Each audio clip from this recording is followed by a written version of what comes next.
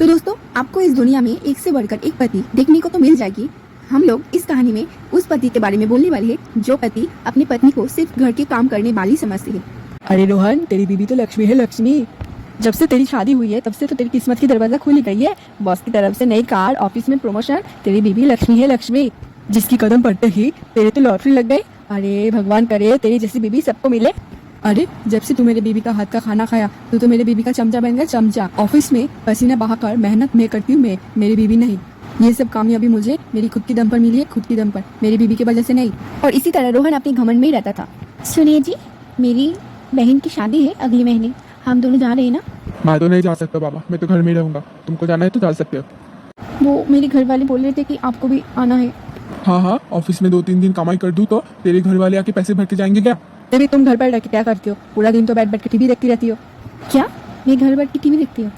अच्छा जी, और मेरे घर का सारा काम मेरी गाँव की वो सफेद साड़ी वाली चूड़ी ला के करके जाती है क्या? हाँ, मैं एक दिन यहाँ नहीं रहूँगी ना, आपका जीना मुश्किल हो जाएगा।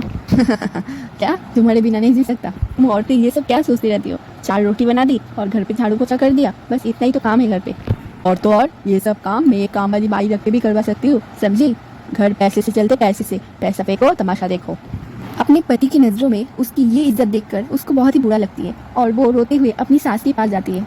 बहू, तू इस नालायक की बात का ना बुरा मत मान। तू एक काम कर, तू कुछ दिन के लिए मायके चली जा, फिर देख तमाशा।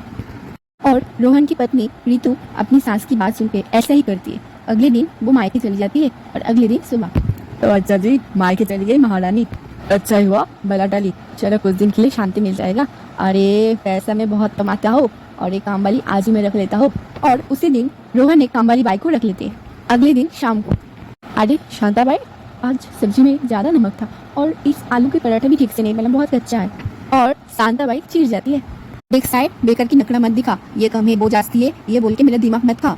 जो सामने रखी हो वो खा लो चुपचाप, मुझे और भी घर पे काम करने जाना है।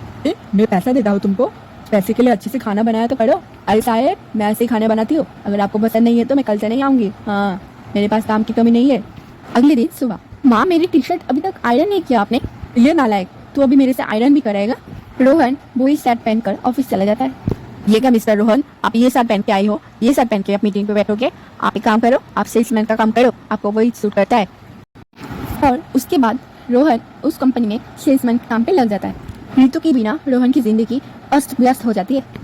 अरे नालायक, अभी तक तुझे समझ में नहीं आ रहा है कि पति पत्नी घड़ी की 2 सुई है, अगर एक बंद हो जाती है तो दूसरी भी बंद हो जाती है और जिंदगी वही के वही रुक जाती है।